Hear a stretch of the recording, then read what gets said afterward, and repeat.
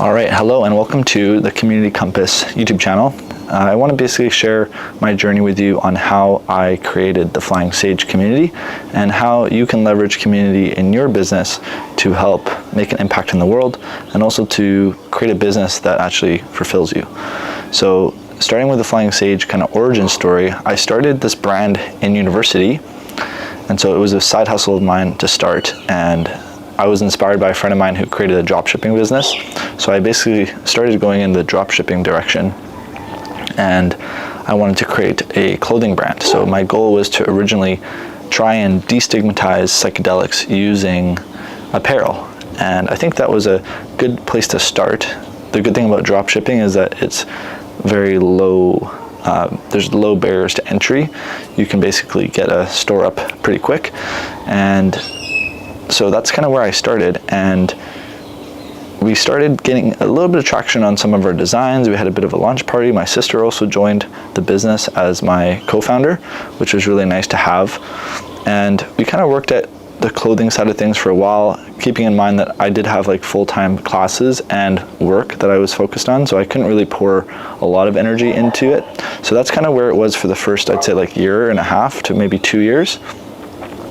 But then at a certain point, I recognized a different opportunity that was coming up, or I saw an opportunity to actually create something new, which was to create more in-person community around psychedelics. At the time, I'd actually gotten a job with an organization called MAPS Canada after I had finished my university degree, or actually my final year of university, I got that job.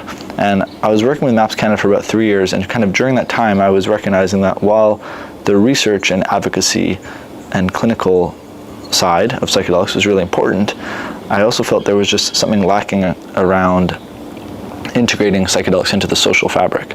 And I was also recognizing that there was part of me that really wanted to do more community building with MAPS Canada, but I was coming up against an organizational, I suppose, like value difference in that like MAPS's main primary initiative wasn't to focus on community building. It was, I mean, they are doing that in a way, but their main focus is on legalization through medicalization.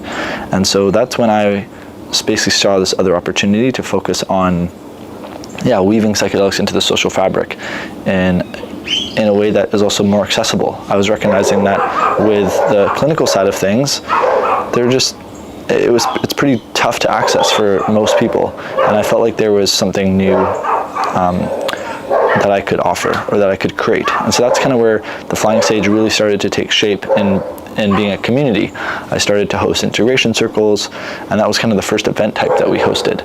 And then we came up with seminars. So we launched a series called the Expansion Seminars, where we'd host like panelists to come and talk about different topics. And this was a really fun event type. And it was kind of these two events that initially started the community.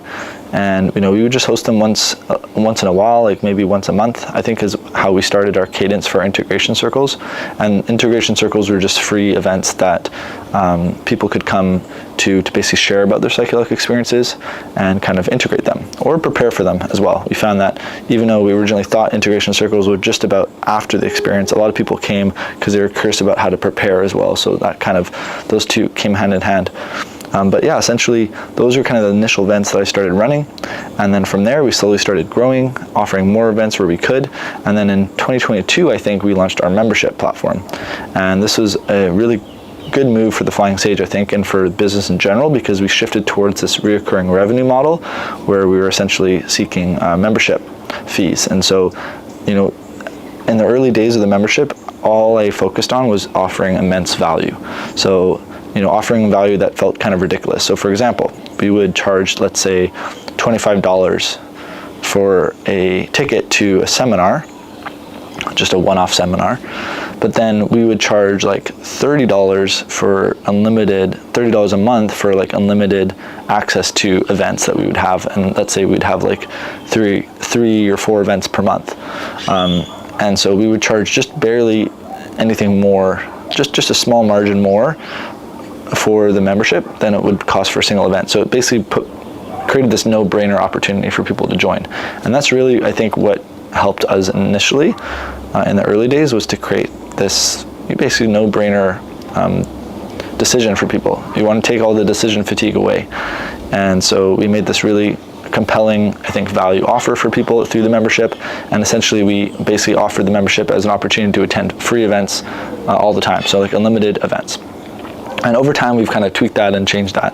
But that's kind of how we initially started. And yeah, I think the great thing about building a community is that the feedback loop or the iteration cycle is really focused on getting feedback from actual community members, right? So your customers are your community members, and there's this more intimate relationship that you can form with your customers when you're building a community. And I think that's a really nice thing about building community.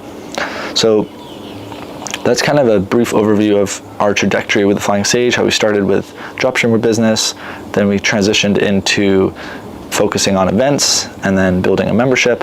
And that kind of, takes us to a few years later now where we are today, where we've got a solid base of members on our platform. We've got about 200 members now with the Flying Sage, focused mainly here in Vancouver, but we've got plans to expand now to other parts of Canada. And yeah, it's been a really beautiful project that not only I felt like has been sustainable in the sense that it is a profitable business, but it also is something that's been fulfilling to work on. Like, I couldn't think of really a cooler or more engaging business to be able to contribute to. So anyways, that's it for this video. And if you want to learn more about my journey with Flying Sage and about how to build an effective community business, then keep watching.